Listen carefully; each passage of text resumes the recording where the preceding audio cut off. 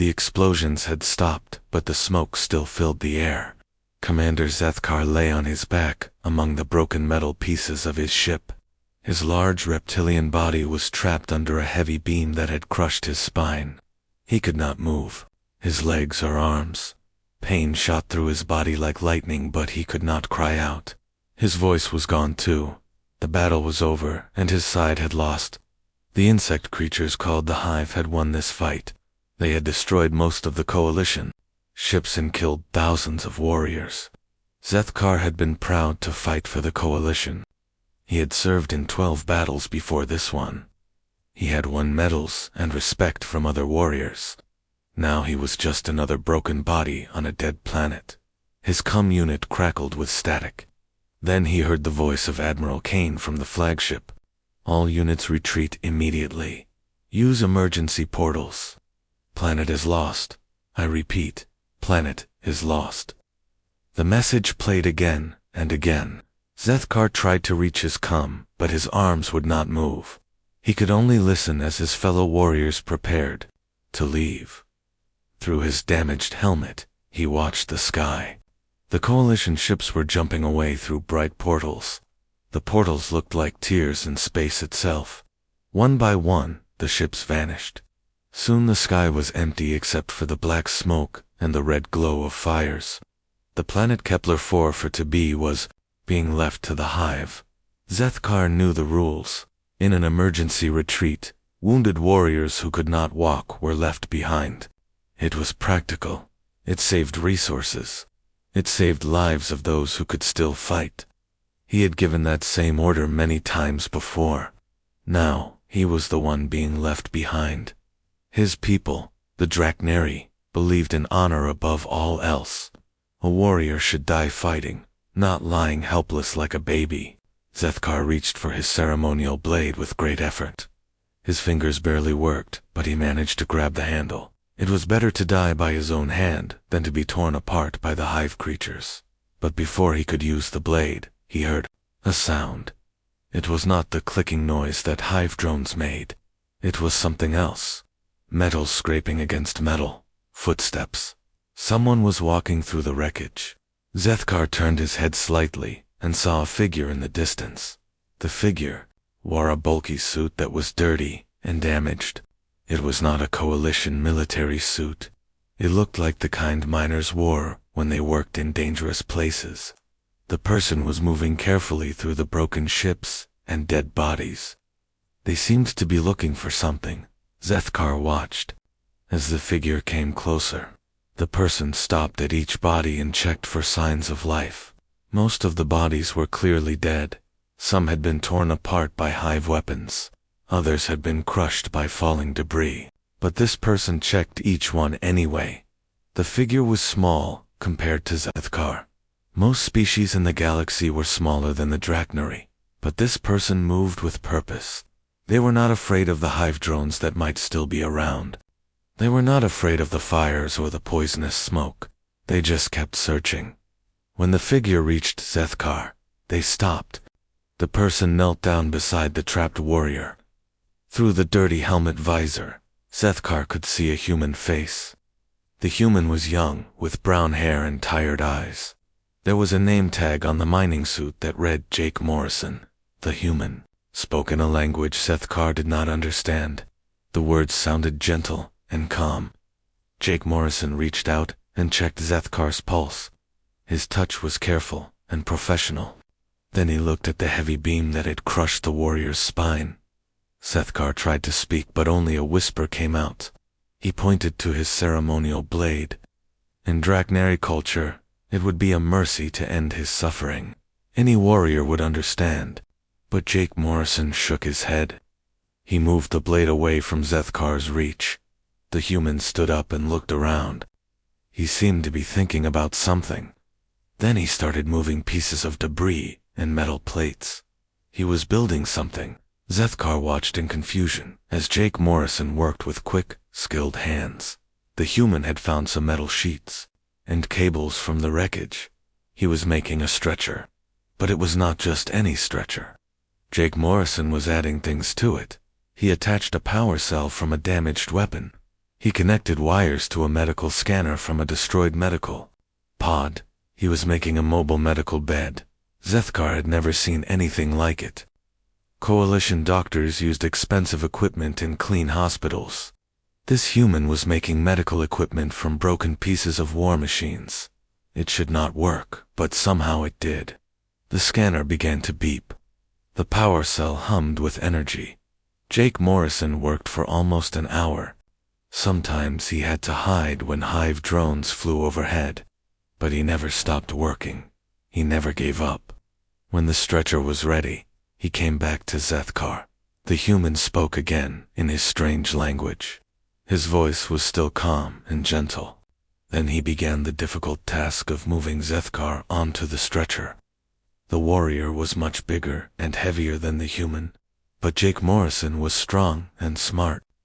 He used pieces of metal as levers. He used ropes and pulleys. Slowly and carefully, he moved the injured warrior. The pain was terrible. Zethkar felt like his body was on fire, but he did not cry out. He was still a warrior. Jake Morrison seemed to understand.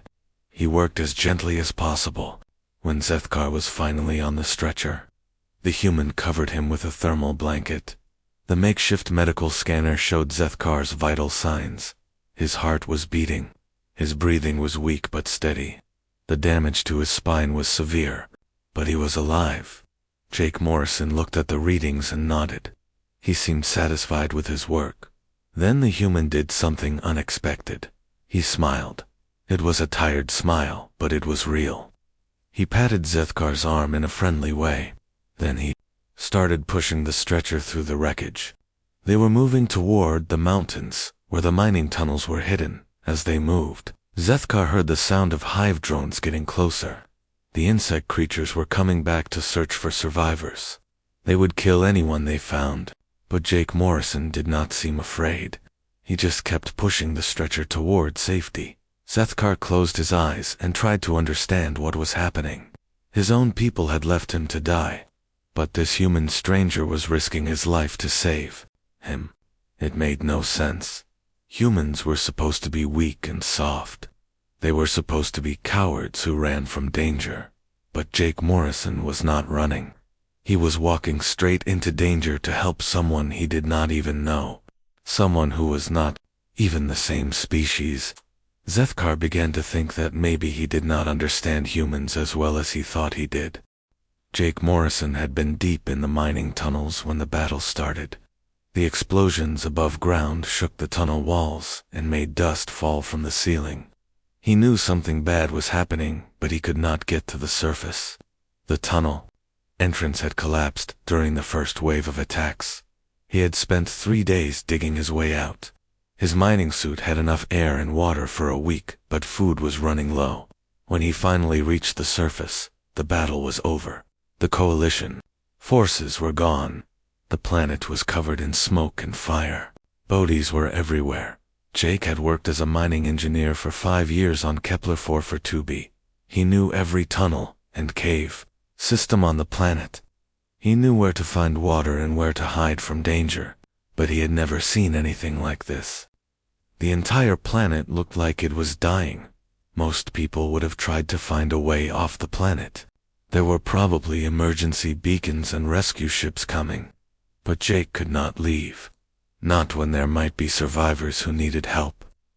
His father had been a soldier who taught him that you never leave people behind. His mother had been a doctor who taught him that every life was worth saving. So Jake had started searching. He found mostly dead bodies. Some were coalition soldiers. Some were alien species he did not recognize. All of them had been killed by hive weapons, or crushed by falling debris. After 2 days of searching, he was starting to think there were no survivors. Then he found the big reptilian warrior. The creature was clearly not human, but it was still alive. Jake could see its chest moving up and down. Its eyes were open and aware. The warrior was badly injured, but it was fighting to stay alive. Jake had never seen a Dragneri before, but he knew they were part of the coalition. They were supposed to be fierce warriors who never gave up. This one looked like it had been through Hell, but it was still breathing. That was enough for Jake. The warrior tried to point to a knife. Jake understood what that meant. In many warrior cultures, death was preferable to helplessness. But Jake did not believe in giving up. He had pulled miners out of collapsed tunnels before. He had saved people who everyone else said were beyond help. Building the stretcher had been difficult. Jake had to use materials from the wreckage. He needed something strong enough to carry the heavy warrior, but light enough for him to push. He needed power for the medical equipment, and a way to keep the warrior's body temperature stable. The power cell from the damaged weapon was still working. The medical scanner from the destroyed pod could monitor vital signs. Jake connected everything with cables and wires he found in the wreckage. His engineering training helped him understand how the different systems worked together. When the stretcher was ready, moving the warrior was the hardest part. The creature was at least twice Jake's size, and probably weighed 3 times as much. But Jake had experience moving heavy equipment in the mines. He used leverage and mechanical advantage to do what seemed impossible. The warrior's pain was obvious. Jake could see it in his eyes and the way his body tensed. But the creature never cried out. It just endured the pain with quiet dignity. Jake respected that kind of strength. As they moved toward the mountains, Jake explained what he was doing. He knew the warrior could not understand English, but talking helped Jake stay calm. He told the warrior about the mining tunnels and how they would be safe there. He talked about the supplies he had hidden and the equipment that might help. The hive drones were getting closer. Jake could hear their clicking sounds and the buzz of their wings. The insect creatures were about the size of a large dog, but they moved fast and had sharp claws. They also had weapons that could cut through metal. Jake pushed the stretcher faster. The warrior's weight made the stretcher hard to control, but Jake managed to keep it moving. They reached the first tunnel entrance, just as a group of hive drones came over a nearby hill. The tunnel was narrow and dark. Jake had to be careful not to bang the stretcher against the walls. The warrior's head was close to the ceiling. Jake used his helmet light to see where they were going. The tunnel went deep into the mountain where the hive creatures could not follow. After an hour of walking through tunnels, they reached Jake's temporary base. It was a large cave that had been part of the mining operation. Jake had set up basic living quarters there with supplies he had gathered from the mining facility. There was a generator for power, water recycling equipment, and enough food for several weeks. Jake had also collected medical supplies from the mining facilities, first aid stations. It was not much, but it was better than nothing. Jake carefully moved the warrior from the stretcher to a makeshift bed. The bed was made from mining equipment, padding, and thermal blankets. It was not comfortable, but it was clean and warm. The warrior's vital signs were stable but weak. Using the medical scanner, Jake could see the extent of the damage. The warrior's spine was severely injured. Several vertebrae were crushed. There was also internal bleeding and other injuries. By all rights, the creature should have died hours ago. But the warrior was still alive, still fighting. Jake admired that kind of determination. He had seen it in miners who refused to give up even when trapped in collapsed tunnels. The will to live was stronger than most people realized. Jake started working on improving the warrior's condition. He used his engineering knowledge to build better medical equipment from mining tools. He created a more advanced monitoring system and a way to deliver fluids and nutrients directly into the warrior's bloodstream. The warrior watched Jake work with curious eyes. Sometimes Jake would catch him staring and would smile. The warrior never smiled back, but Jake could see intelligence in his eyes. This was not just a wounded animal. This was a thinking, feeling being who deserved to live. As the hours passed, Jake learned more about his patient. The warrior was clearly from a military background. His equipment was high quality and well maintained. There were medals and rank, insignia on his armor. This was someone important, someone who had commanded respect. Jake found a translation device in the warrior's equipment. It was damaged, but Jake managed to repair it using spare parts from mining computers. When he activated it, the device began to learn both languages by analyzing speech patterns and body language. The first words the warrior spoke were in his own language. The translator converted them to English. "Why do you help me?" the warrior asked. His voice was weak, but clear. Jake thought about the question. There were many reasons. Because it was the right thing to do. Because every life had value. Because his parents had taught him to help others. But he gave a simpler answer. "Because you needed help," Jake said, "and I was here." The warrior stared at him for a long moment. Then he said something that the translator converted, "As I am Zethkar, commander of the 3rd Draknari Fleet, I owe you a debt that cannot be repaid." Jake shook his head. "You don't owe me anything. I'm just glad you're alive." Zethkar looked confused by this response. In his culture, debts of honor were sacred. Someone who saved your life owned your loyalty forever. But this human seemed to expect nothing in return. Jake continued working on the medical equipment. He was trying to create a system that could help heal the warrior's damaged spine.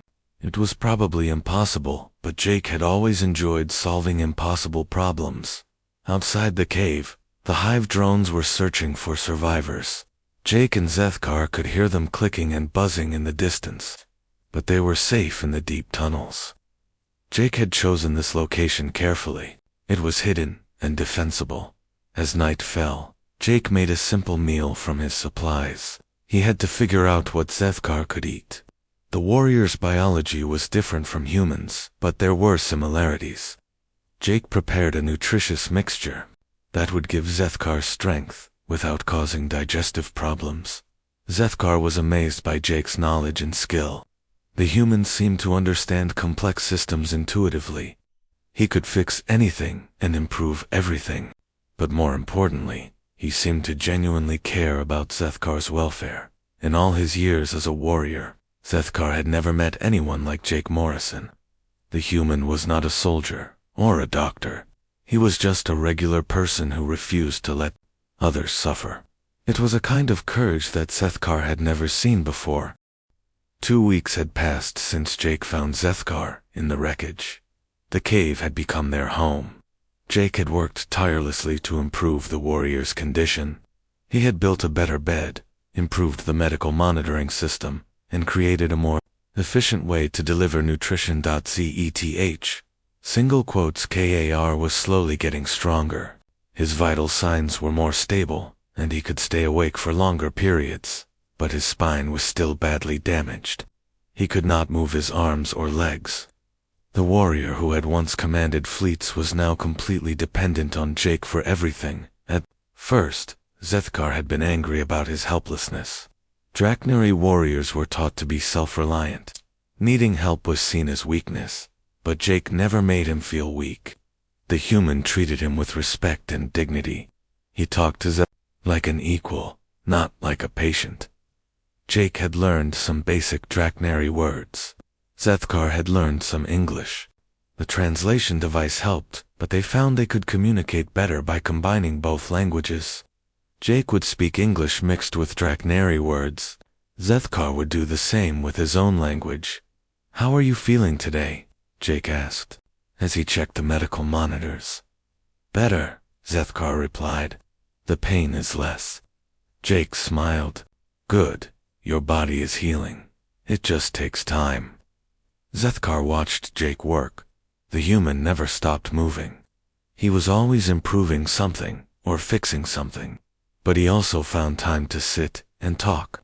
These conversations had become the best part of Zethkar's day. Jake had shown him video recordings from Earth. The planet looked beautiful and peaceful. There were green forests and blue oceans. The cities were full of life and activity. But Jake also showed him videos of human conflicts and struggles.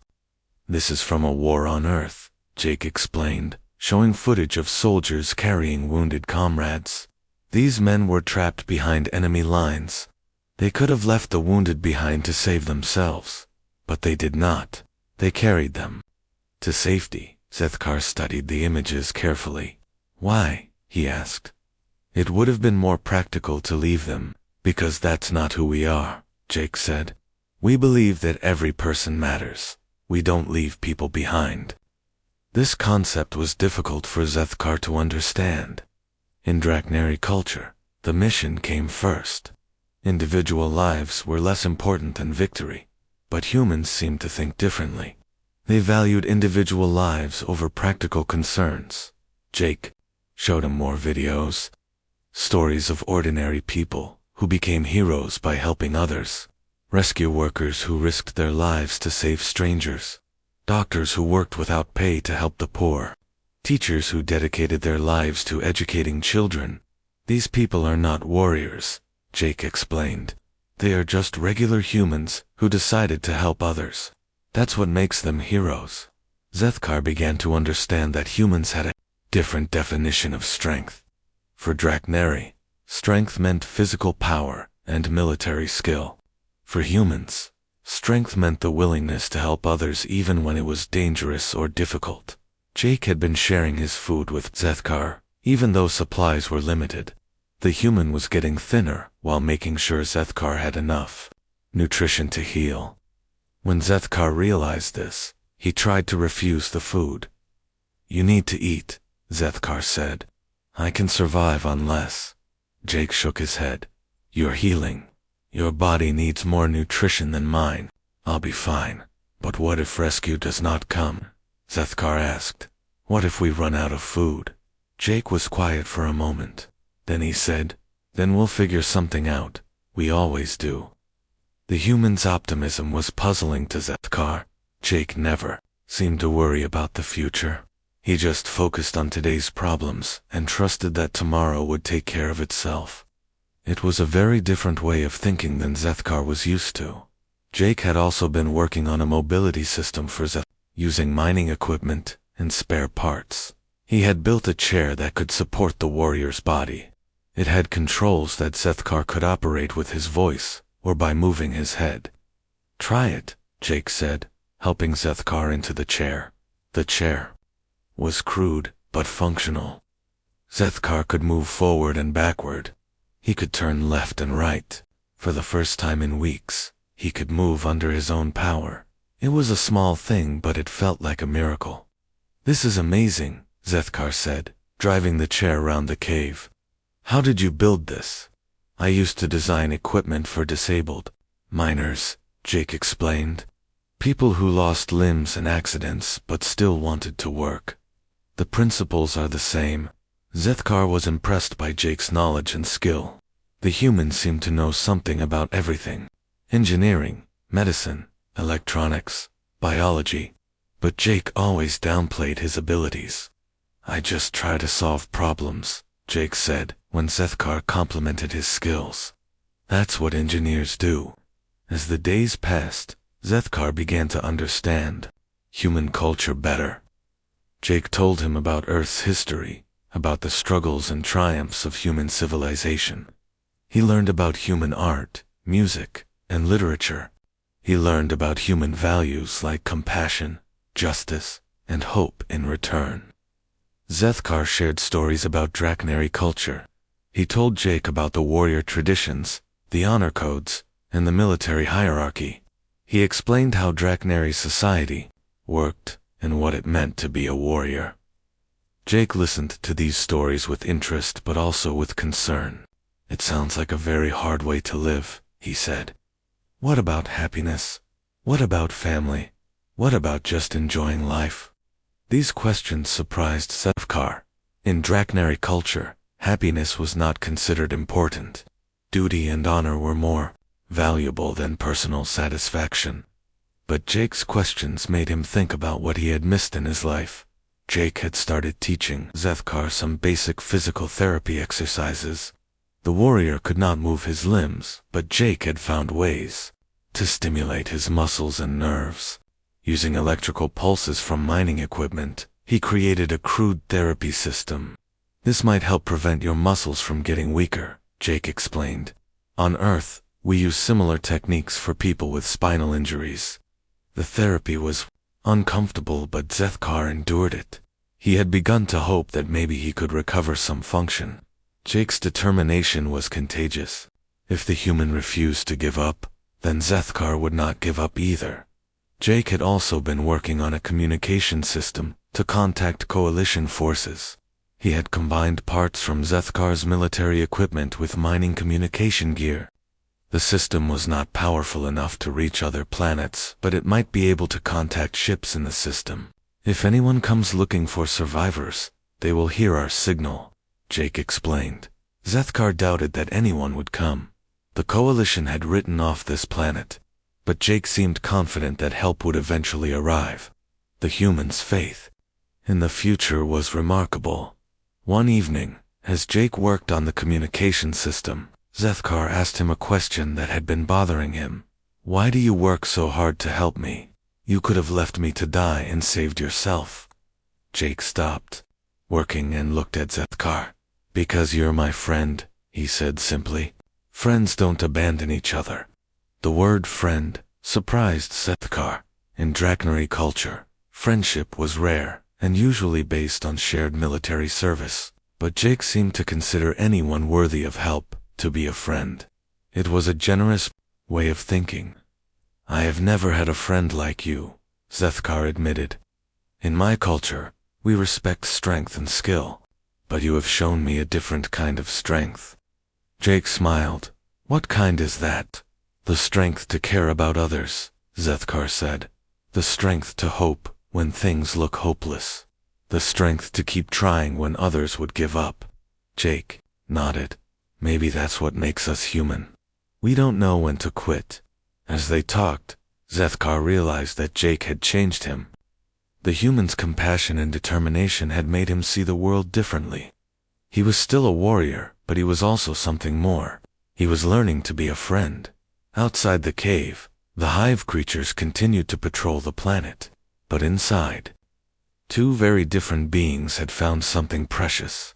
They had found trust, respect, and genuine care for each other.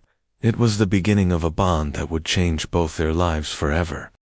A month had passed since Jake rescued Zethkar. The electrical therapy sessions had become part of their daily routine. Jake had improved the system several times, making it more effective and less uncomfortable. He had also developed new exercises that helped stimulate Zethkar's nervous system. "I think I felt something," Zethkar said during one therapy session. "In my right hand." Jake looked up from the control panel. "Are you sure?" "I am not certain," Zethkar admitted. "It was very slight, like a tiny electric shock." Jake carefully adjusted the settings on the therapy machine. "Try to focus on that feeling. Don't force it. Just let it happen." Zethkar closed his eyes and concentrated. The electrical pulses sent signals through his damaged nervous system. Slowly, very slowly, he felt a tingling sensation in his fingers. It was weak, but it was real. "There," he said. "I can feel it." Jake's face lit up with excitement. "That's incredible. Your nervous system is starting to heal." The progress was slow but steady. Over the next few days, Zethkar began to feel more sensations in his hands and arms. The feeling was not strong enough to move his limbs, but it was a sign that his body was recovering. Jake had also been working on improving their living situation. He had installed better lighting in the cave and created a more comfortable sleeping area. He had built a workshop where he could repair and modify equipment. The cave was starting to feel like a real home. Their communication system finally picked up a signal. It was weak and intermittent, but it was definitely artificial. Someone was out there, probably searching for survivors. Jake immediately began sending a response signal. "Coalition vessel, this is Jake Morrison," he broadcast. "I have a wounded survivor who needs medical attention. Please respond." They waited for hours, but got no reply. The signal was too weak to carry their message very far. But Jake was not discouraged. He began working on a signal amplifier, using parts from mining equipment. "Even if they cannot hear us now, they will, eventually," Jake said. "We just need to be patient." Zethkar was learning to appreciate Jake's endless optimism. The human never seemed to doubt that things would work out. Even when faced with seemingly impossible problems, Jake just kept working toward a solution. The breakthrough came unexpectedly. Jake was helping Zethkar with his physical therapy when the cave sensors detected movement outside. The hive creatures had found their hiding place. A large group of drones was approaching the cave entrance. How many? Zethkar asked, watching the sensor display. At least 20, Jake replied. Maybe more. Jake quickly activated the cave's defense systems. He had installed these over the past few weeks using mining explosives and automated turrets. The systems were designed to collapse the main tunnel if necessary, sealing them inside. That will only delay them, Zethkar said. They will find another way in. Jake was already moving toward the weapons locker. Then we'll have to fight them. I cannot fight, Zethkar said bitterly. I am useless. No, you're not, Jake said firmly. You can operate the defense systems. You know military tactics. We can do this together. Jake helped Zethkar into his mobility chair and pushed him toward the control station. The warrior looked at the displays showing the approaching hive forces. His military training took over as he analyzed the situation. They are using a standard search pattern, Zethkar observed. They will probe for weaknesses before making a full assault. Jake nodded. What do you recommend? Let them think they have found our weak points, Zethkar said. Then hit them where they do not expect it. Working together, they prepared their defenses. Jake handled the physical preparations, while Zethkar planned their strategy. It felt good to be useful again, to contribute something valuable to their survival. The first wave of hive drones attacked the main tunnel entrance. Jake's automated turrets opened fire, cutting down several drones. But more kept coming. The creatures were learning from each attack, adapting their tactics. They are flanking us, Zethkar warned. 3 groups coming from different directions. Jake activated the secondary defense systems.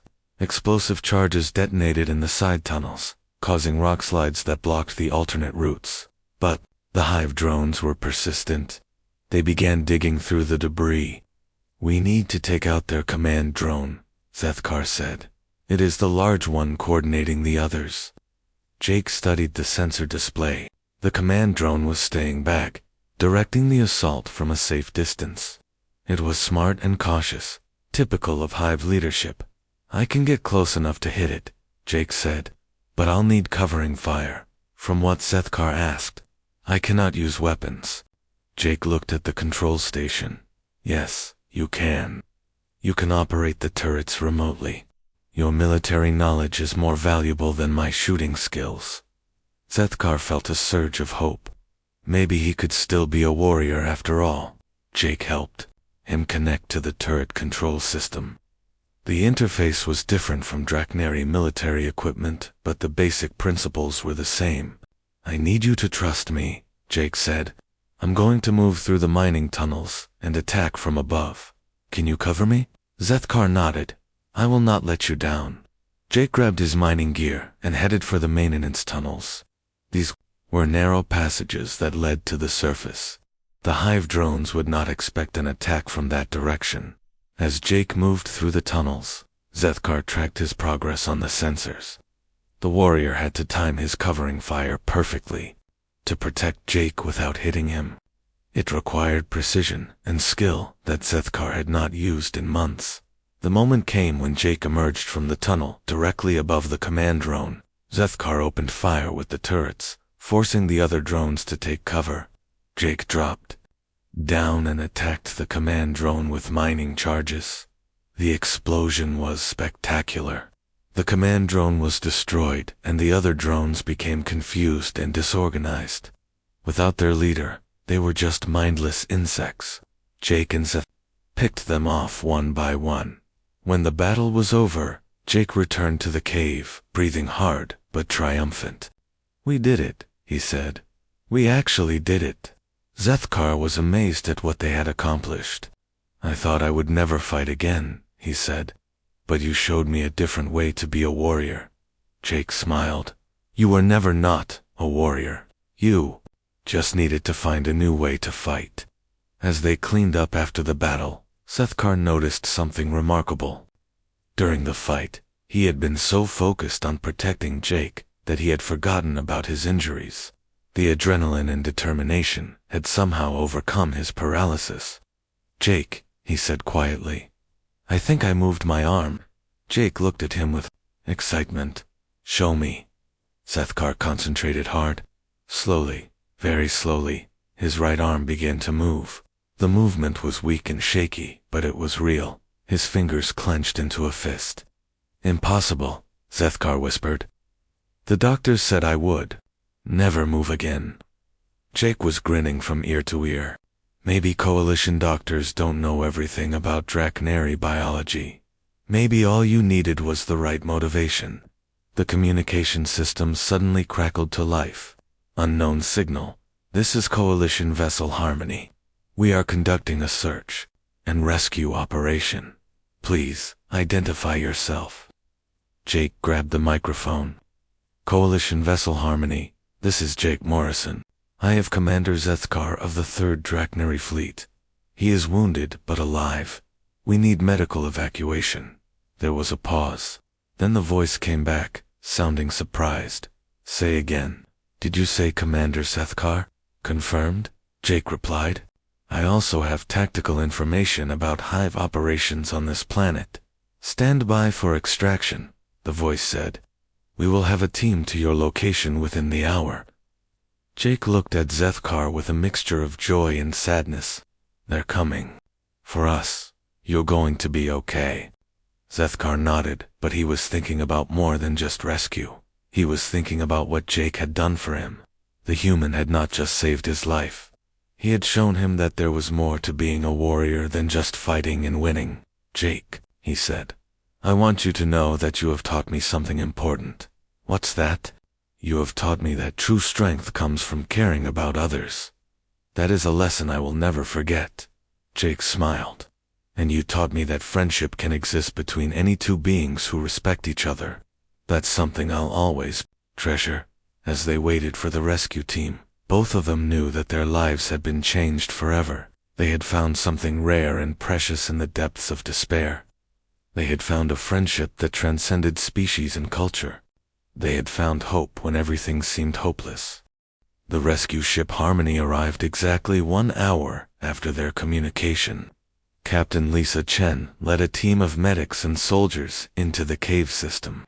They found Jake and Sethkar waiting calmly in the main cavern, surrounded by the improvised medical equipment and defense systems that had kept them alive. "Commander Sethkar," Captain Chen said with respect, "the entire coalition thought you were dead. Your fleet reported you killed in action." Sethkar gestured toward Jake. "I would have been dead without this human. He saved my life when my own people left me behind." Captain Chen looked at Jake with curiosity. "You're not military personnel. How did you manage to keep a critically wounded Drachnary alive for over a month?" Jake shrugged. "I just did what needed to be done. Anyone would have done the same." "No," Sethkar said firmly. "Not anyone." Jake Morrison risked his life to save someone he had never met. He shared his food when supplies were low. He worked day and night to heal my injuries. He never gave up hope, even when the situation seemed impossible. The medical team examined Sethkar and were amazed by his condition. According to their records, he should have been completely paralyzed.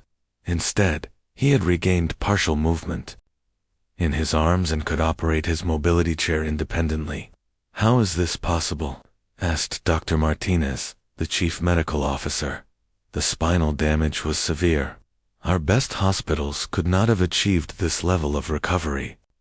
Jake explained the electrical therapy system he had developed. "I used mining equipment to stimulate his nervous system. The key was consistent treatment and gradual increase in intensity. I also developed specific exercises to strengthen the neural pathways."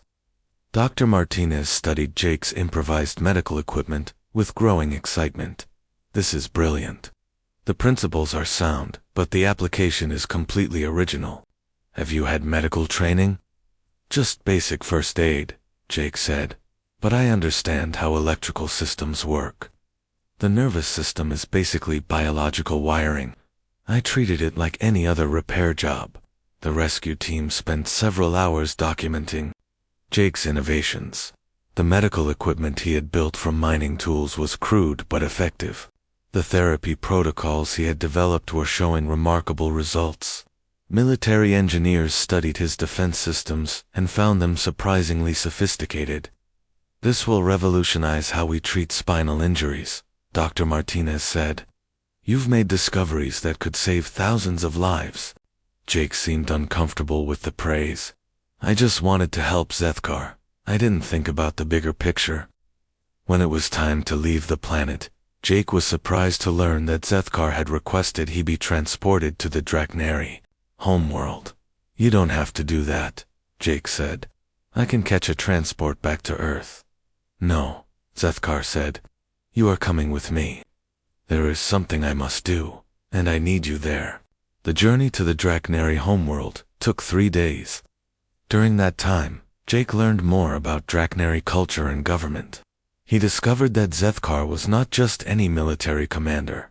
He was a member of the Draknari High Council and a hero of multiple campaigns. "Your people are going to be shocked to see you alive," Jake said. "They will be more shocked by what I have to tell them," Zethkar replied. "About humans, about compassion, about what real strength means." When they arrived at the capital city, thousands of Draknari citizens gathered to welcome their returning hero. But Zethkar insisted that Jake stand beside him during the ceremony. The sight of a human being honored alongside a Draknari commander was unprecedented.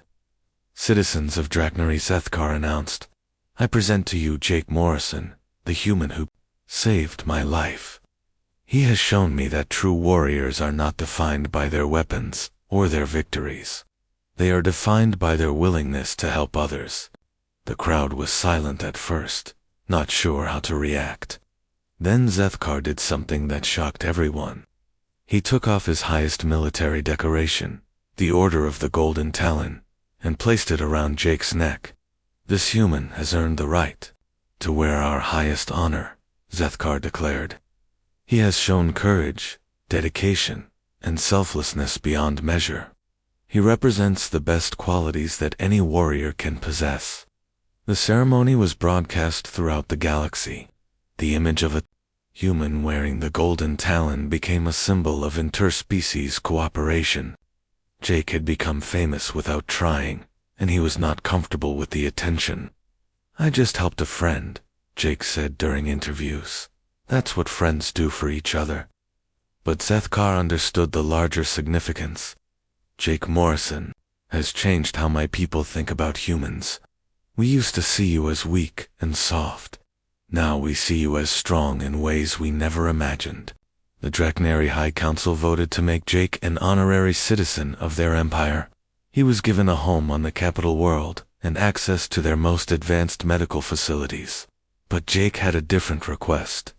"I want to work with Dr. Martinez and your medical teams," Jake said. "I want to help develop better treatments for spinal injuries. There are probably other people out there who could benefit from what we learned." Zethkar was not surprised by this request. "You want to help? More people. That is very human of you." Jake and Zethkar established a joint research facility dedicated to treating battlefield injuries.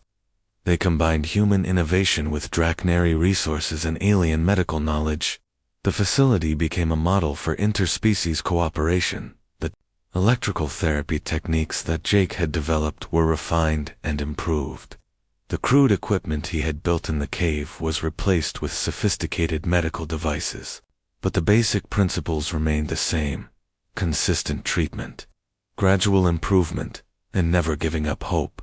Within a year, hundreds of paralyzed patients from dozens of species were walking again.